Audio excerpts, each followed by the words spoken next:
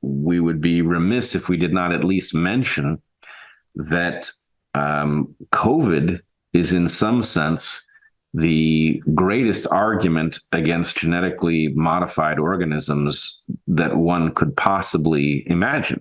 That the evidence, which is now, in my opinion, quite overwhelming, that this virus was enhanced and modified in a laboratory, presumably the laboratory in Wuhan, means that this is a genetically modified organism. And one thing it has done is it has demonstrated that you are playing with a kind of biological power that, we are able to enhance the infectivity, but we are not able to manage control once the virus has escaped.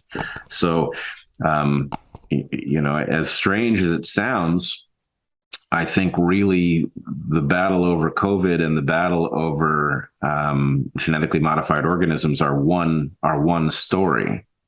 Yes, because life is a continuum, and the laws of life are a continuum, whether it's viruses or bacteria or seeds and plants or human beings.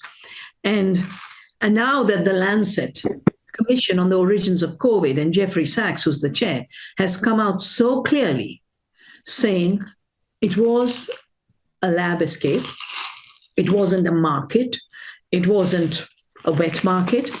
I think you're getting very conservative groups recognizing that this was genetically engineered and it's an escape, and there needs to be accountability of those who funded this totally reckless research, because it is biological warfare, It's a tool of biological warfare to try and actually design viruses that harm. And, you don't do it in a society where you don't want to cause harm.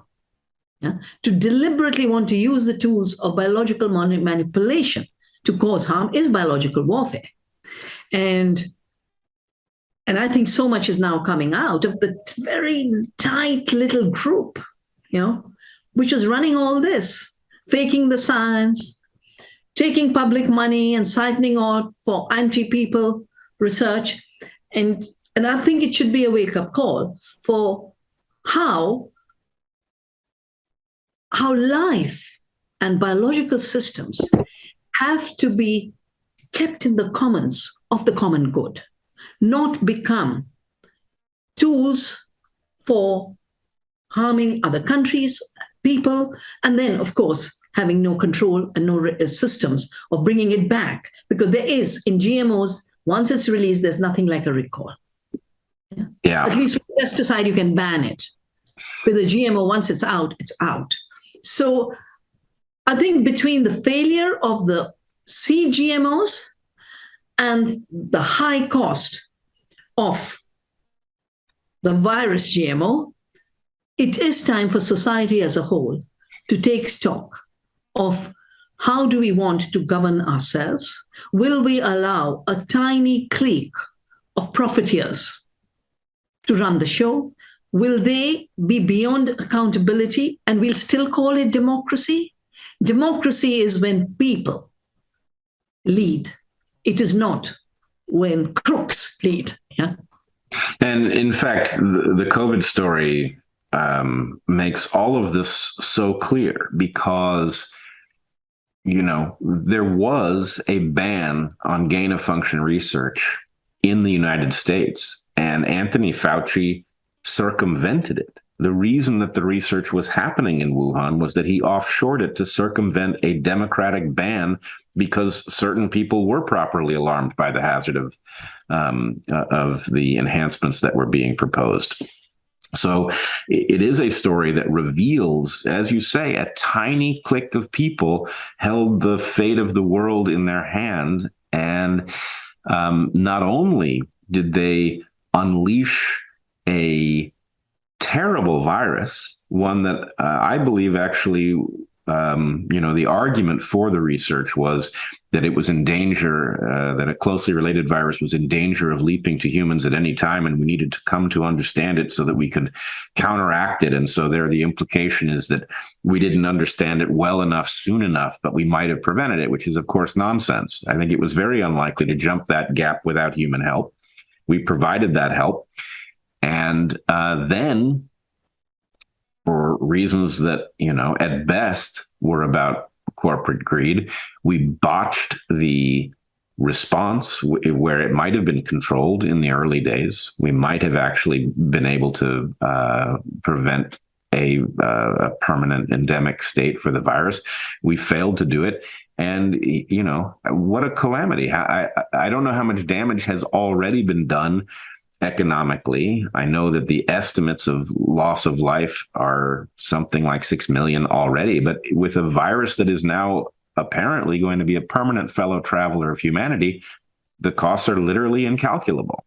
And we can't continue, even if it was simple hubris that resulted in this, we cannot have humanity subjected to this level of disaster as the result of the hubris of a tiny number of people.